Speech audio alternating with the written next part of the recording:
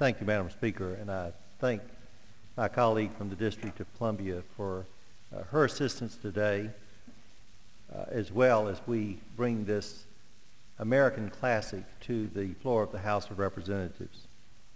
On behalf of my colleagues in the Alabama delegation, Mr. Adderholt, Mr. Backus, Mr. Bright, Mr. Davis, Dr. Griffith, and Mr. Rogers, as well as our two United States Senators from Alabama, Senator Shelby and Senator Sessions, I'm extremely proud to rise today in support of House Resolution 1525, honoring the 50th anniversary of the publication of a truly great American novel, To Kill a Mockingbird.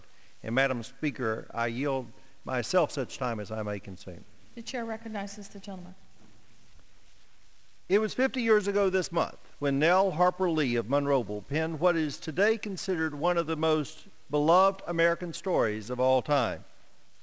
Before I speak further about Miss Lee and her masterpiece, however, I'd like to take just a minute to thank Chairman Towns and Ranking Member Issa of the Oversight and Government Reform Committee and their staffs for working with my staff and me to get this resolution brought to the House floor before Congress breaks for the August district work period.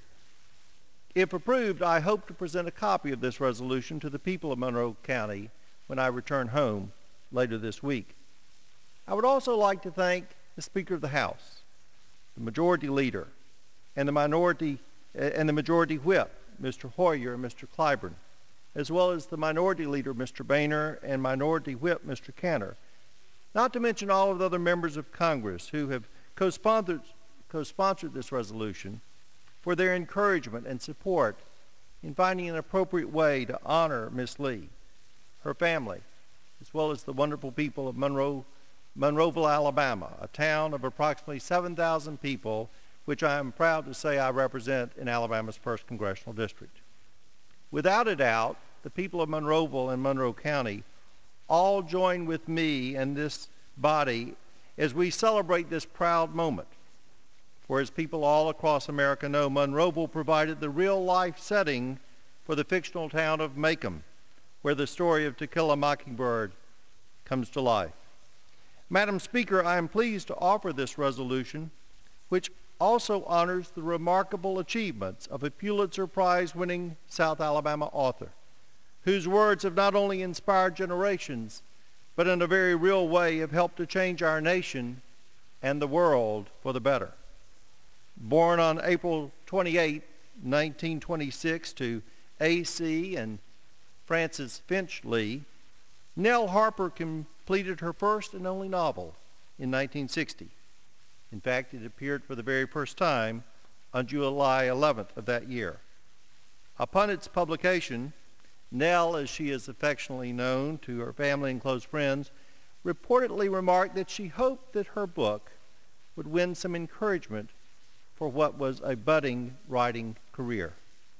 50 years later, it is safe to say that her hopes have been more than realized. In many ways, Harper Lee could not have foreseen that her brilliantly worded prose would one day become a literary beacon for equality and justice, not to mention an inspiration for the advancement of civil rights all across our land. Not only would To Kill a Mockingbird become one of the great books of the 20th century, but the 1962 movie version starring Gregory Peck has been immortalized in celluloid.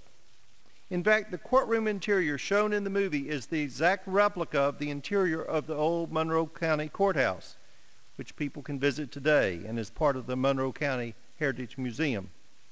For her efforts, Miss Lee's book won the Pulitzer Prize for fiction in 1961. Today, as the gentlelady from the District of Columbia pointed out, Mockingbird has sold more than 30 million copies and has been published in more than 40 different languages.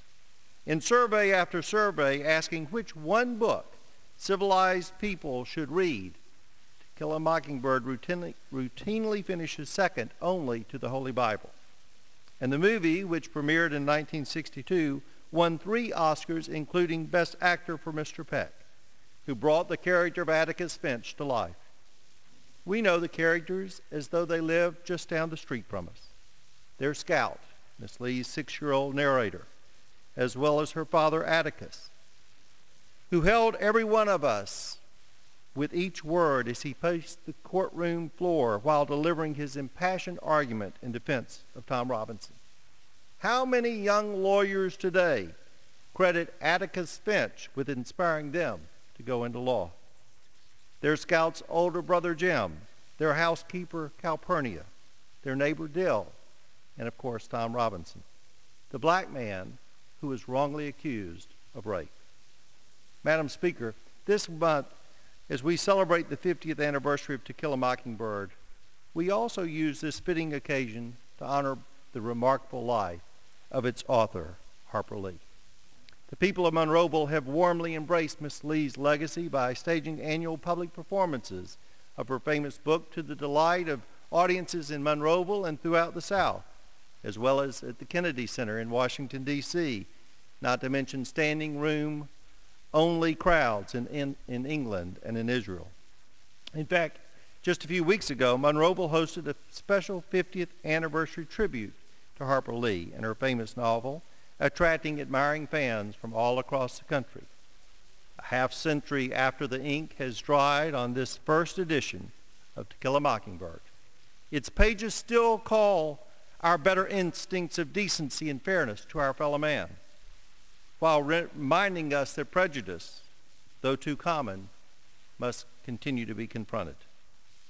On a personal note, I was honored to attend the 2007 White House ceremony during which Nell Harper Lee was presented the Presidential Medal of Freedom, America's highest civilian award by President George W. Bush.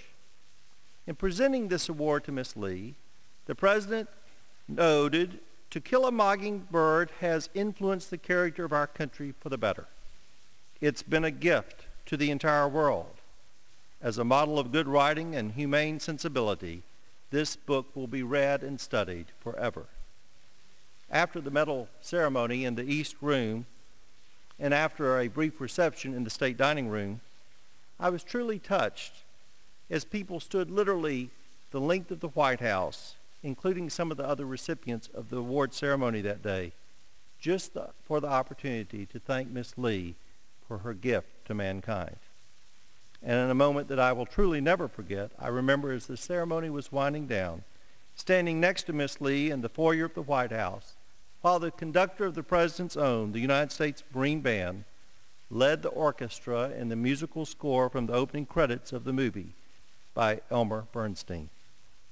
There were few dry eyes in the White House that afternoon, and it was a fitting close to a spectacular day.